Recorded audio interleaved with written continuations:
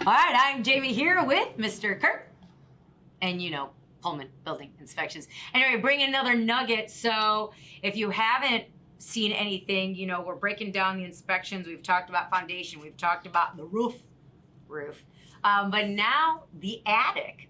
I didn't even think about the attic, and you said, but Jamie, well, let's talk about the attic. I'm like, oh, okay, let's go. So break down the attic. Sure. Well, it made me think about going to the attic next. So I'm an extremely systematic person. Okay, yes. So when you're looking at a house, and I think most home inspectors by nature probably are, but once you're looking, and there's a little bit of difference. Some guys have their own system. Some guys like to look at the attic first and then go on the roof. I like to look at the roof and then go on the attic. Okay. And there's arguments for doing it both ways. So, but inside the attic is usually interesting because no one ever goes up there. So how old is the house that you live in? 76. 1976. Mm-hmm. How long have you lived there? It's 8 years. How long? How many times? When was the last time you were in your attic? I've never been up there. Okay, so perfect example. That's the way it goes. Okay, so people don't go up there. People don't know what they don't know. Yeah. We've talked about that so many times. So, but when we get up in an attic, we're looking at all kinds of things. One interesting and fun fact is the temperature inside your attic should be as close to the outside temperature as possible.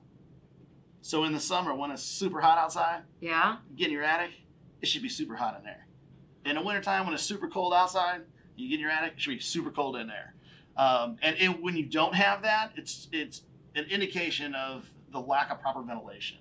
And when you don't have proper ventilation, there's all kinds of things that break down.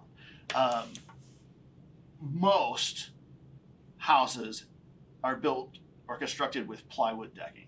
Okay, so, and when you don't have, when you have a great deal of temperature, or a big temperature difference from inside and outside, that's going to cause the condensation on the inside of your plywood, causes little rust on all the nail holes, causes the plywood to delaminate, eventually causes sagging between the trusses, eventually causes you to need to replace that decking. So I would say that that's one of the most common things that we find wrong in a house, especially over the last 20 years, how common a ridge vent has become. Ridge vent is if you have talking about a gabled roof that's shaped like this is your ridge that goes along the top there. And it's become so popular to remove the decking in that area, put a vent there, and then shingle over it. It looks super sharp. And that is awesome if it's installed correctly. Or I should say, if the venting system, again, is installed correctly. So typically, well, and again, that goes back to people don't know what they don't know. And none of these things are hard to fix. None of them are expensive to fix, but they can cause so much damage if they're left that way. So, good point. Anyway, with how many people have installed that ridge vent? Ridge vents work great when you have soffit vents and nothing else, no gable vents or anything. But I would say that honestly, probably 95% of the houses I looked at that have a ridge vent on them also have gable vents, and either do or do not have soffit vents. Regardless, you should never have a ridge vent and gable vents at the same time. It's short cycles. So my point is the roofers don't get involved with what's going on with the attic. And so they just sell a ridge vent. And so now we have a ridge vent. If your attic was originally provided with soffit vents and gable vents, everything was beautiful. And then the roofer comes in and says, I'm going to install a ridge vent. It's only a few $100, this, that, and the other. It's going to put more air in the attic, but it doesn't do that. Now what it does is it sucks the air in from the gables and out the ridge, and air doesn't come in from the soffits anymore. So, not to complicate things more than they have to, but all of those kind of things are looked at when that home inspector gets in the attic.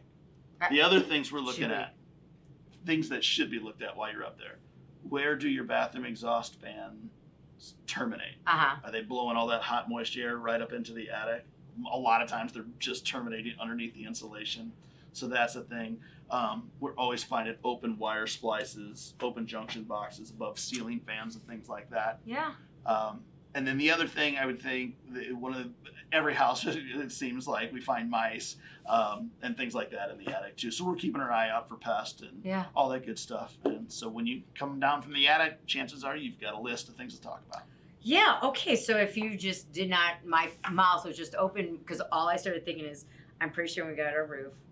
We got the ridge vents, and now I'm going, oh my gosh. I bet you Is it- did. I know. I guarantee you did. It's okay though. Okay, It's easy well, to fix. so and that's good. And maybe we'll talk about that too on like a solution for that Absolutely. at another time. So thank you for sharing all that. And now, Sure.